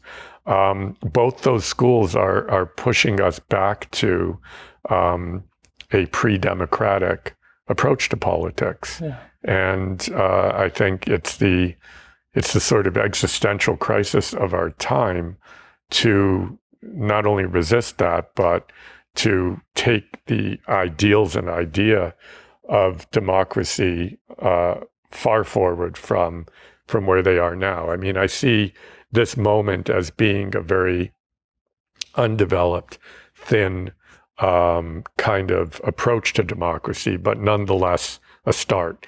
And the idea is to take that into a direction where people are truly empowered to govern themselves in their communities, more broadly, in their larger national or regional things, and, with respect for plurality, diversity. I mean, that's where we need to go. And Western democracy is kind of a halting start. But these trends that I'm talking about, right-wing populism and benevolent corporate dictatorship, are really kind of scary. Yeah. In that they are attempting to push things back. Yeah, it's terrifying to me that I read John Stuart Mill's and timeless work, and I don't know if we have an equivalent today that is writing and describing, and the way that his document, I think, was shared at the time, and was really just informing people and getting them to think about the power of these rights is just something we don't share that as much anymore. We live in a very cacophonic time. I mean, there's what is cacophonic? It's a cacophony of like a chaotic sort of mix of noise, and it's very hard to break through with any kind of idea-driven sort of thesis. It's very, I mean, as a sort of writer and cultural creator, I feel that very viscerally. It's just anything goes, you can say whether the moon is made out of green cheese, and you'll have 3,000 followers on Facebook, it's kind of crazy. But having said that, I think that there's, I have a lot of hope for people, activists, indigenous activists, environmental activists, social justice activists, as I show in my last film and in the book, various kinds of local politicians who are taking a more progressive approach. I have hope that there's a real yearning for a kind of deeper kind of democracy. It's, whether it prevails or not, I don't know, but people around the world are fighting for that, fighting for rights, and sometimes succeeding.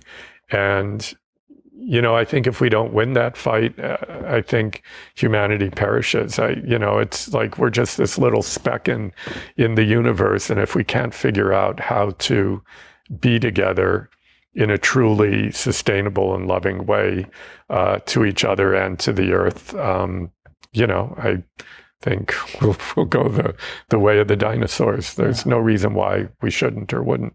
Yeah, I love the quote, "Life imitates art," because you make this incredible movie, and then Twitter kind of gives you the exact thing you need, your case of like exactly how this plays. Can you tell us about how that came about for people who might not know?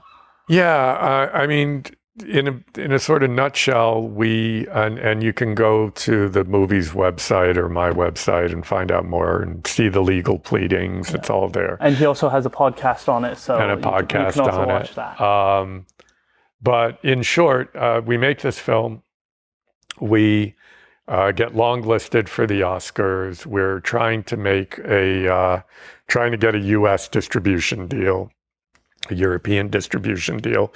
And so that kind of stuff, like trying to get attention for the Oscars, trying to get a distribution deal, all that, Twitter's really important for independent filmmakers. We don't have the marketing budget of Sony. We can't plaster the sides of buses and, Times Square with ads for our film. So Twitter is a really important vehicle because it is the platform that gets the attention of journalists and sort of thinking people and cultural elites and all of that, the people that we want to target.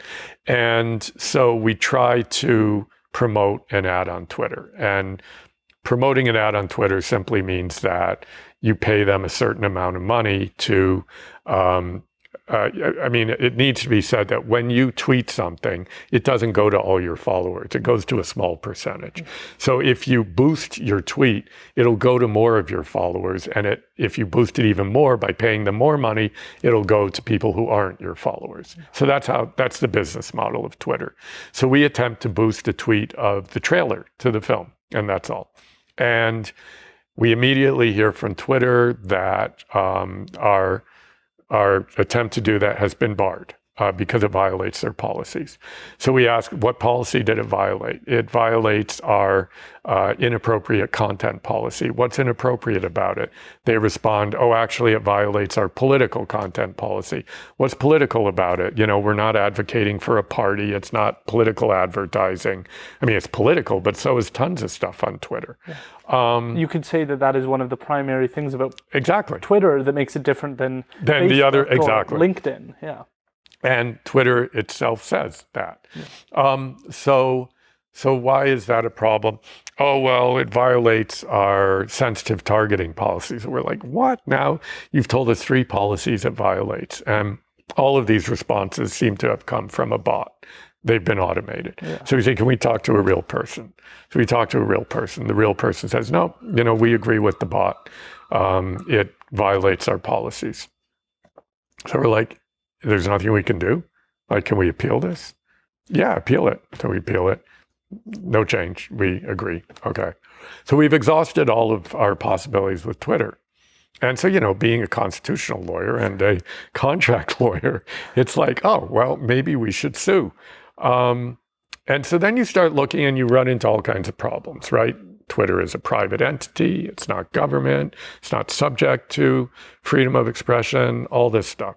And so I and a colleague of mine, Sujit Chowdhury, who's a constitutional lawyer in Toronto, and says he wants to be involved in this case, start to think about how we can do this. And so, not to get too into detail about it, we come up with 2 different legal strategies and arguments that represents the 2 different cases that we filed in the Ontario Superior Court. Ontario, because that's where Twitter Canada resides, in Toronto. One argument for those who did constitutional law, and remember the cases of Hill and PepsiCo, those 2 cases say that when you have 2 private litigants and there's a common law rule that's governing their relationship, that common law rule can be tested against charter values. So even though you've got 2 totally private entities, the charter kind of comes in through the back door. And so our argument is we're in a contractual relationship with Twitter. The doctrines of contract law govern that relationship.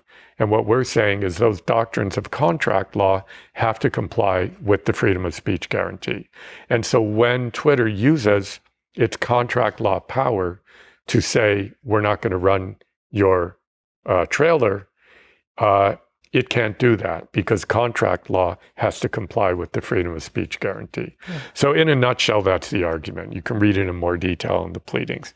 A second argument we have in a second case is we're suing the government of Canada and saying that under the Charter, you have a positive right to protect freedom of expression on the platforms. And both these arguments are based on the fact that the platforms, particularly Twitter, are not just like the Globe and Mail or CTV. They've become sort of two-way communicative responses and devices between government and citizens.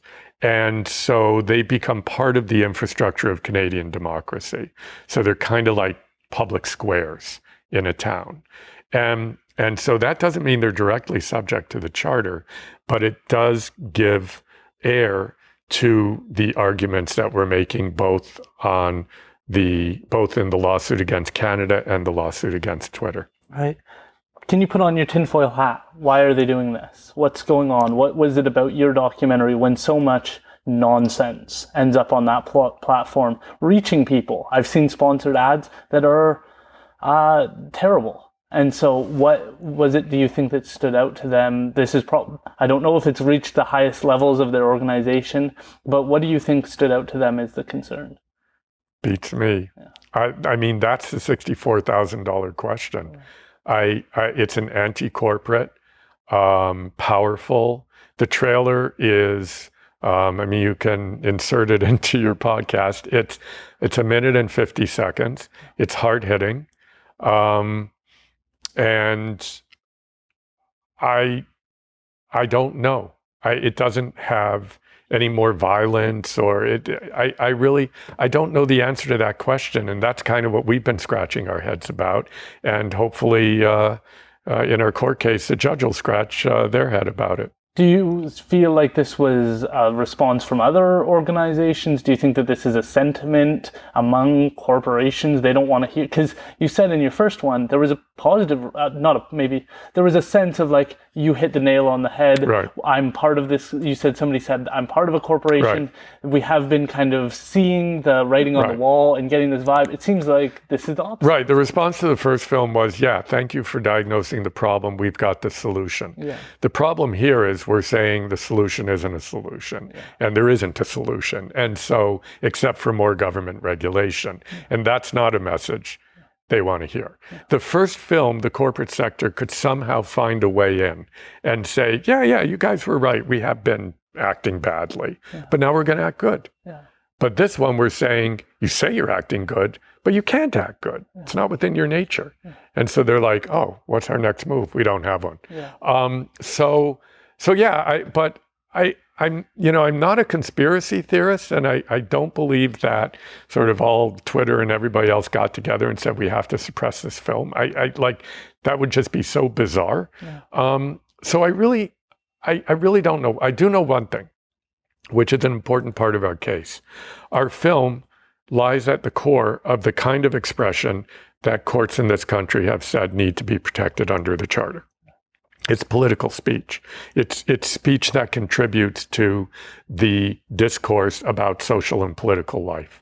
And it's the type of speech that the Supreme Court of Canada said is at the core of what Section 2B is all about. So I know that. Is it content that Twitter doesn't like?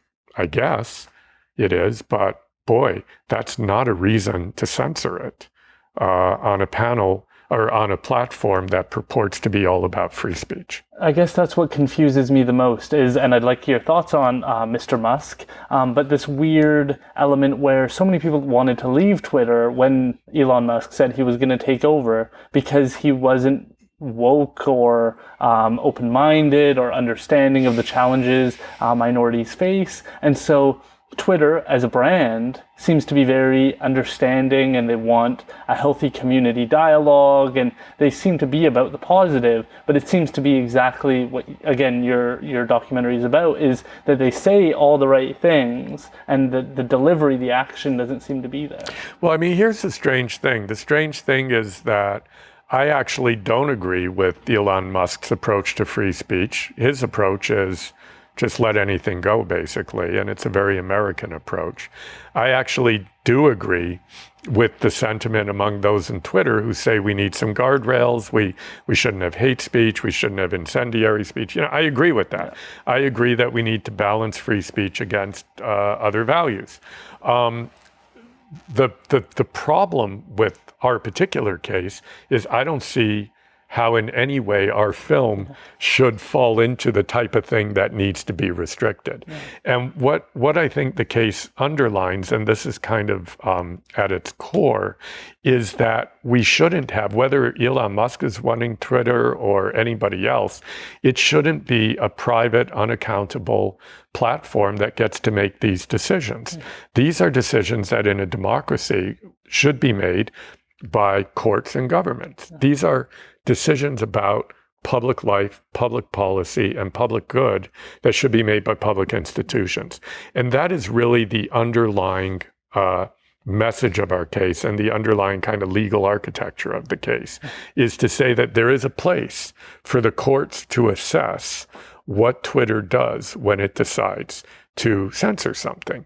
You should be able to go to court, and through this kind of merging of contract and charter law, the court should have a place where they can make a judgment about that. I would rather have a court make that judgment than some bot or some low-level employee in Twitter. Yeah.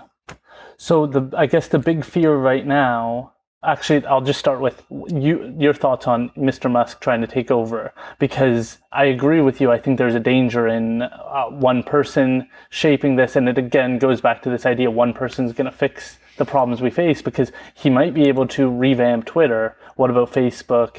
What about all the other ones? That's not really an end-all be-all solution unless we just hope that billionaires take over everything, which, right, to your point, which gets back to the Davos kind of approach. Exactly. And so do you think that that's the step in the wrong direction, or do you think that there is, at least he's reminding us that freedom of expression, communication, that maybe Twitter was taking an approach like you just experienced? I mean, again, I'm not going to take either side. I'm going to say the fact that we're even having this conversation, that our choice is between Twitter as it currently is or Twitter under Musk, is the problem. Yeah. Like that, or if Bill Gates decides to take over Twitter. I mean, the fact is that Twitter has become, rightly or wrongly, a key part of our democratic system.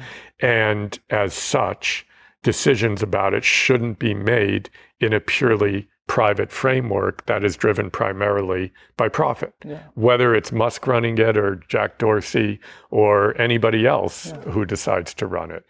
That is the problem. And so in a way, I mean, I don't really take sides. I mean, if I had to say what's better for the world, it's probably not Musk running Twitter. Yeah, fair enough. Now we're in the time, I've been listening to a lot of Michael Geist, and he's been really critical of the Online News Act and policies around regulating social media. So to your point, we have this democratically elected leader and Heritage Canada, whose goal is to enshrine, it surprised me that this happened to you, because a lot of the rhetoric we've always heard is we need to protect Canadian creators and make sure that they don't get overtaken by the United States. And so it does seem like this would be the area they'd want to step in and say, hey, this is the voice, this is what we need to do, this is why we developed all of this legislation to begin with. And so I'm interested in your thoughts. Do you think that we're going in the right direction with the Online News Act? Because I've heard of a lot of critiques recently about the approach to social media, and this is our democratically elected system. The idea of this is that it's supposed to enshrine our voices and make sure that our perspectives are seen, but a lot of people have some concerns. Yeah, I mean, I think the legislation isn't, and I don't want to get into a big discussion about it because I would want to study it a bit more. But I think the legislation is a response to a real problem, but it isn't necessarily the best response. And I think I would say that about a lot of regulation, but that's not an argument for not regulating. It's an argument for regulating well. And like anything else, you can take any area of regulation, worker safety, environmental, pick it apart and talk about why it's deficient or why it goes too far or it doesn't go far enough or whatever. And I think it's the same with the platforms. There is a major public interest in how they operate, and they, just like there's a major public interest in not having pollution or in how zoning goes or whatever. And the arguments that people make, and I don't think Michael Geist is making this argument, but the arguments that some people make that somehow the platforms are different than everything else and that there's no way that they should or can be regulated, I think that's just wrong. I think we need to have some very live debates about how to regulate them. Yeah. But whether to regulate them, I think we need to understand what the stakes are in terms of their operation and what the potential places are that we need to protect public interest in relation to those stakes. Right. What do you think people can do? What is the call to action? What can people, I often tell people to reconsider how they're shopping, try and get involved in their community, try and have conversations like this. What can we do? I mean, I think all of those things are good. And I think everybody has a different talent set, a different passion set, a different reality set. I mean, if you're working 2 shifts just to pay the rent, you don't have that much time to be going to community meetings. So we're all very differently situated in terms of what we can and can't do. I think what I would say is we spend a lot of time as human beings, or we should, thinking about who we are in our different roles as workers, as parents, as siblings, as all these different roles, members of our different communities. And I guess what I would say in a very general way is to devote that kind of time and concern to the question about your role as a citizen. In other words, to think really seriously about what it means for you to be a citizen. A citizen is somebody that's part of a community, part of a polity, who has both rights and obligations in relation to setting the terms of collective existence of that group. And so we're all citizens, and we're citizens in different ways of different kinds of communities, but to really think seriously about what we can do in that capacity and what meets our talents and passions and realistic constraints in relation to that. And, that's the best I think that we can hope for, is for people to activate themselves as citizens. Do you think there's any organizations that you believe in that are doing it right, that are trying to get the positive messages out? Because we hear about lobbyists in almost the worst connotations in terms of the harm they do, oil pipelines getting lobbyists going. Is there any positive organizations people can consider joining that are trying to be a voice for topics that you're talking about? I think the thing about organizations is that they differ. I mean, some, a university is an organization and it does some really great things and it does some other things that are not so great. The same as trade unions, churches, there are so many organizations that we're inevitably part of or we choose to join. Political parties, right? All of these organizations are grounds of contestation. None of them are sort of, okay, we're all going to push in this direction. They're places of debate and discussion about ideals, about aspirations. And I just, this is the human condition. There isn't a magic bullet. But we do need to, the kind of time we think about what is the next pair of socks we're going to buy? If we put that kind of time into thinking about what do I need to do as a citizen, that would be a start. Yeah. Can you tell people how they can connect with you, whether it's your podcast, your website, watching your documentary, getting your book? JoelBakan.com is kind of a portal into all the different things. That's probably the best bet. I'm not very good at Twitter. I mean, aside from suing them, but I don't tweet much. Just, I don't know. It must be a generational thing. Yeah. I don't know really how to use Instagram and TikTok and all these things. Yeah. So yeah, joelbakan.com. Okay. Or look me up and send me an email, or get in touch with me through my website. Awesome. What was just quickly, what was the response to the most recent movie other than Twitter? Oh, I mean, it's gotten great reviews. Variety magazine, Hollywood Reporter has given it great reviews, and it's, the Globe and Mail and Forbes magazine said it's the must-see of the year. So it's gotten a great response. We've just gotten a U.S. Distribution deal, so it's been on Crave in Canada for quite some time. And as of a few weeks ago, it's now on all the big platforms in the United States. Wow. And we'll probably be pushing it out into Europe soon.